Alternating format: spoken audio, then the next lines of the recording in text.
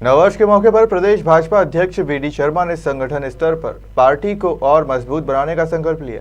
VD Sharma ने कहा कि कमजोर बूथों पर बीजेपी खुद को मजबूत करने के लिए विशेष रणनीति बनाएगी।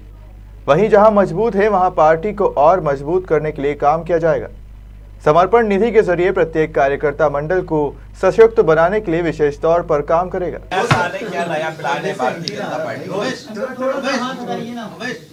सबसे पहले तो मैं कैलेंडर ईयर्स के आज पहला दिन है, इसलिए इस नव वर्ष की मैं मध्य प्रदेश के सभी हमारे प्रदेशवासियों को, भारतीय जनता पार्टी के सभी कार्यकर्ताओं को बहुत शुभकामनाएं देता हूं, बधाई देता हूं। आगामी वर्ष में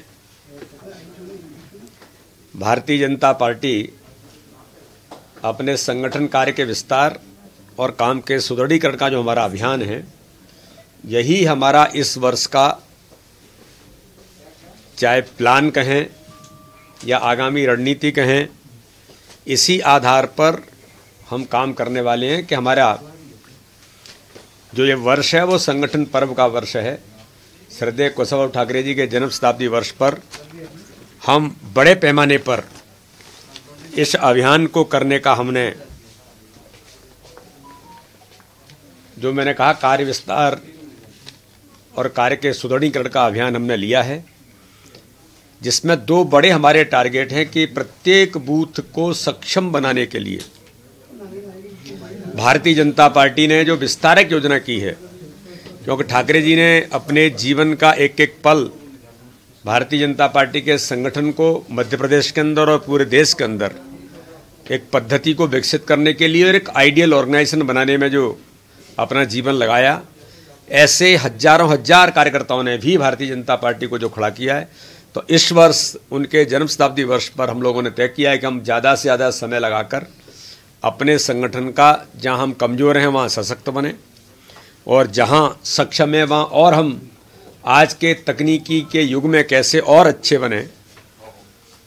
4 नए पैरामीटर्स में भारतीय जनता पार्टी हर बूथ पर, हर मंडल में, हर ग्राम नगर केंद्र में सक्षम बने, ये हमारा इस बार का प्रयास है। इसलिए विस्तारक योजना में हर कार्यकर्ता, चाहे वो प्रदेश अध्यक्ष है या किसी भी स्थान पर है, सभी कार्यकर्ता समय दे करके भारतीय जनता पार्टी के काम के विस्तार में जुटेंगे, प्रत्येक बूथ को सक्षम बनाएंगे, अपने मंडल को स्वावलंबी मंडल बनाकर सक्रिय ग्राम और नगर केंद्र खड़ा हो, ये पहला हमारा प्रयास होगा।